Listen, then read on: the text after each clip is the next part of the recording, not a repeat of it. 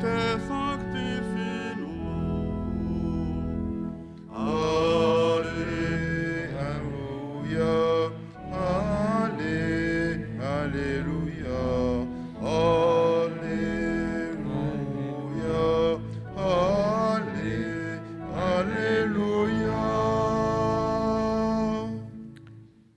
Le Seigneur soit avec vous. Évangile de Jésus-Christ selon saint Marc. En ce temps-là, Jean, l'un des 12, disait à Jésus, « Maître, nous avons vu quelqu'un expulser les démons en ton nom, et nous l'en avons empêché, car il n'est pas de ceux qui nous suivent. » Jésus répondit, « Ne l'en empêchez pas, car celui qui fait un miracle en mon nom ne peut pas aussitôt après mal parler de moi. Celui qui n'est pas contre nous est pour nous. Et celui qui vous donnera un verre d'eau, au nom de votre appartenance au Christ, amen, je vous le dis, il ne restera pas sans récompense.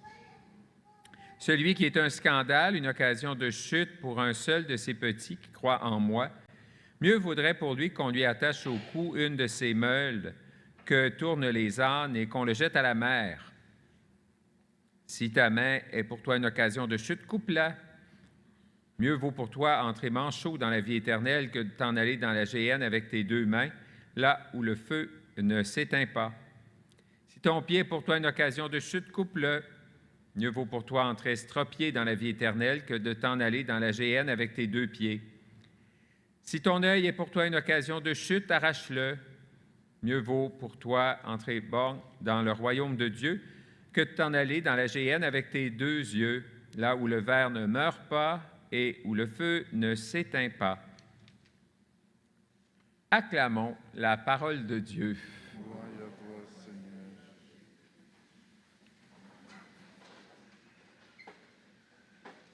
Si on prenait au pied de la lettre l'Évangile d'aujourd'hui, il y a bien des petits bouts qui manqueraient, hein?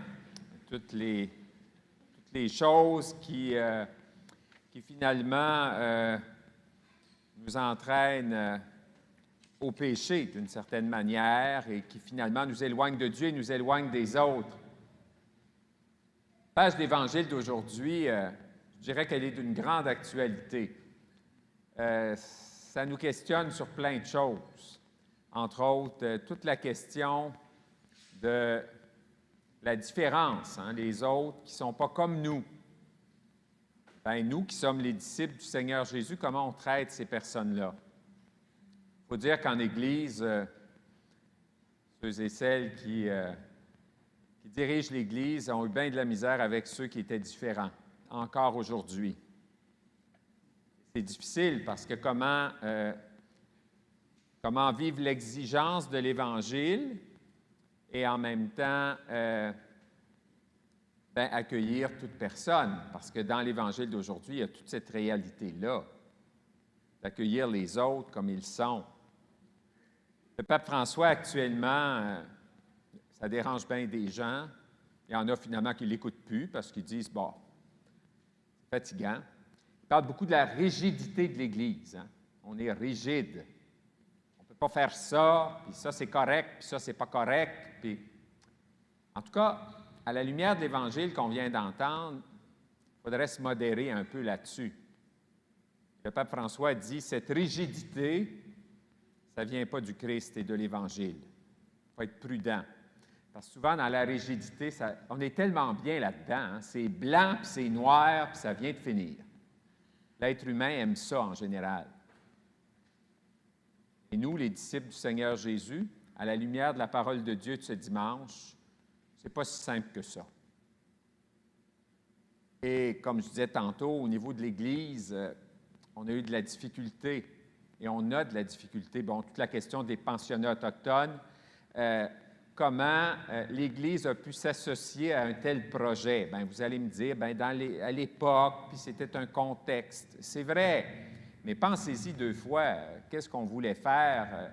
On voulait que ces jeunes autochtones-là soient comme nous, qui perdent toute référence culturelle, Alors, comment, à la lumière de la parole de Dieu, on a pu s'associer à un projet comme ça? Et on voit tout le mal qui a été fait à travers ces réalités-là. Est-ce qu'on va apprendre de l'histoire? Certainement que oui, mais bon, ça, c'est des grosses affaires. Mais dans notre vie de chaque jour aussi, il y a des petites choses qui font en sorte que... Moi, j'avais une des sœurs de maman. Elle était assez particulière, puis elle appelait ses sœurs, puis ton gars fait ci, puis ton gars fait ça, puis elle faisait pleurer, tu sais.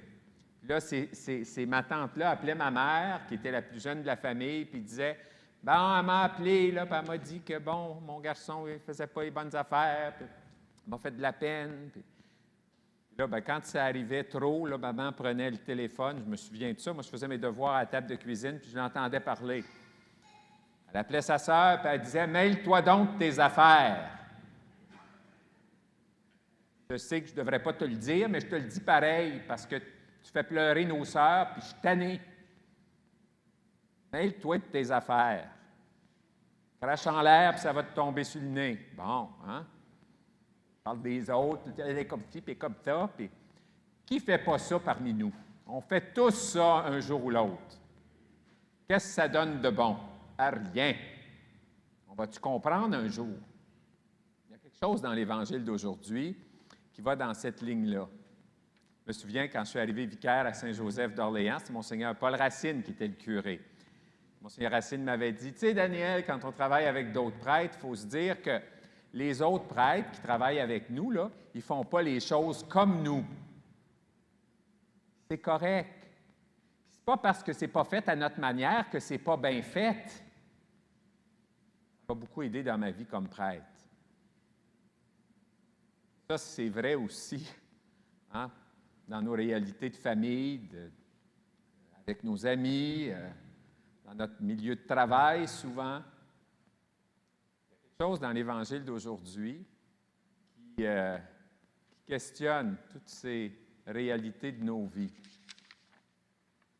Intéressant, même dans l'Ancien Testament, c'est comme ça, hein? On pensait que ces hommes-là, ça devait être eux que Dieu choisisse. Hein? Des fois, on voudrait que Dieu soit de notre bord, puis qu'il... bien, c'est pas comme ça que ça se passe. Puis là, on était un peu choqués. Comment ça se fait que Dieu a pris ces deux hommes-là? C'est pas à eux autres qu'on avait pensé, pas en tout. Eh bien, ça a été le choix de Dieu. Alors, je pense que la parole de Dieu, hein, on a entendu l'apôtre Jacques il y a quelques semaines, il ne faut pas juste écouter la parole de Dieu pour l'écouter, c'est vous faire une illusion si vous faites ça. Il faut la mettre en pratique dans votre vie. Bien, voilà une belle occasion de mettre la parole de Dieu en pratique dans notre vie, de façon très concrète, en ce dimanche. Et avec Jacques, toute la question des riches aussi, hein, c'est assez dérangeant. Vous, les riches, tu sais, toutes nos biens, puis notre argent, toute la relation affective qu'on a avec ces réalités-là, bien, ça peut nous éloigner de Dieu puis nous éloigner des autres. Tant mieux si on a de l'argent, puis tant mieux si on peut bien vivre. Mais est-ce que ça nous donne l'occasion d'aider les autres, de penser aux autres, ou est-ce que ça fait juste, finalement, nous amener à penser à nous-mêmes? Puis ça, c'est dérangeant, puis ça va revenir d'un prochain dimanche, là, toute la question des biens. Moi, quand j'écoute ça, je n'ai pas le goût de laisser aller mes REER pour autant, mais il reste que ça nous fait réfléchir, non? Parce que, effectivement, on ne peut pas être disciple du Seigneur Jésus sans questionner plein de choses dans nos vies. Bon, on dit que les préceptes du Seigneur sont droits et réjouissent le cœur. On a prié ça au moment du psaume. Bien, que ce soit de plus en plus vrai dans nos vies. Demandons au Seigneur qu'on puisse ajuster nos vies à sa parole de plus en plus. C'est certainement la grâce qu'on peut souhaiter et qu'on peut demander au Seigneur pour nous en ce dimanche.